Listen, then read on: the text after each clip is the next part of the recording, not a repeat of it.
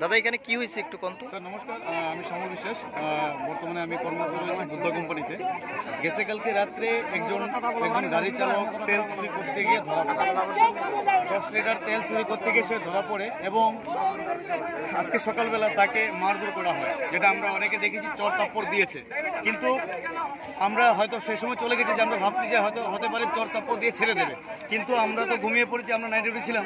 কিন্তু আজকে বিকালবেলা আমরা খবর পাচ্ছি যে ওই মানুষটাকে মারতে মারতে এমন অবস্থা করেছে যে জিরানি হসপিটালে যখন নিয়ে যায় তখন আমাদের শরীরে যে রোগ রয়েছে, যেখানে ইঞ্জেকশন করতে হয়, সেই রোগটা খুঁজে পাচ্ছে না। তো এর বিষয়ে ওকে পাঠানো হয় জিবি থেকে ILS হসপিটালে পাঠানো হয়েছে। তো এই বিষয় নিয়ে আমরা চেয়েছিলাম সমস্ত ড্রাইভাররা আমরা একত্রিত হয়ে আমরা কোনো একটা পরামর্শ বা আমরা একটা সিদ্ধান্ত নেব। হ্যাঁ, কিন্তু আমরা এই সিদ্ধান্তটাই এখন এত বড় একটা ভয়ঙ্কর একটা ঝামেলার মধ্যে সৃষ্টি হয়েছে। জাস্ট এতটুকুই বলতে পারবো। এখন ড্রাইভারটা কোন জায়গাতে আছে যে যারা মারছে? যতটুকু আমরা খবর পাচ্ছি এখন অবধি সেই ড্রাইভারটা ILS হসপিটালে এ ভর্তি আছে।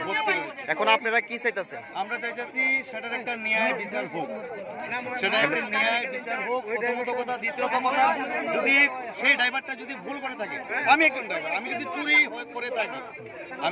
করে থাকি 1000 টাকা যদি আমি চুরি করে থাকি, তাহলে হতে পারে আমার বেতনটা কাটুন, বেতন থেকে 2000 কাটুন, আমাকে চাকরি থেকে বরখাস্ত করুন, যে তারা আমাকে দেন আপনি মেরে আজকে হসপিটালে ভর্তি করে ফেলেছেন।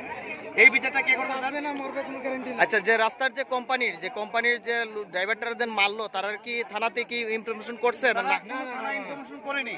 বর্তমানে আমি এখন গিয়ে শ্যামল বিশ্বাস, আমি গিয়ে থানা ইনফর্ম করে স্টাফ নিয়ে এসেছি জিরানিয়া থানা।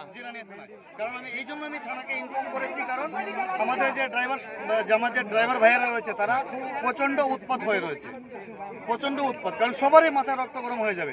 এখন ড্রাইভারটাদের মারছে, এটা ন্যায় বিচার লাগে নাকি?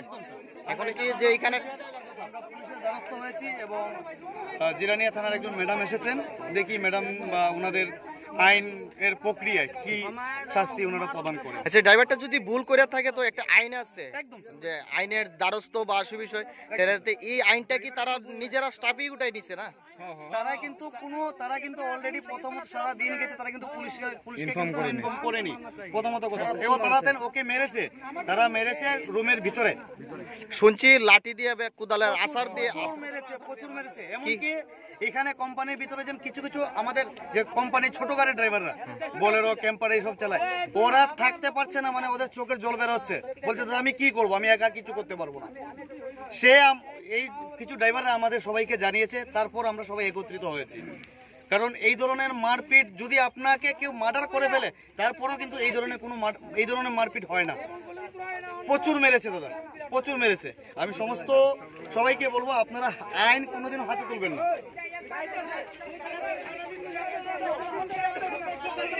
ওই জীবন কই জীবন বন্ধ করে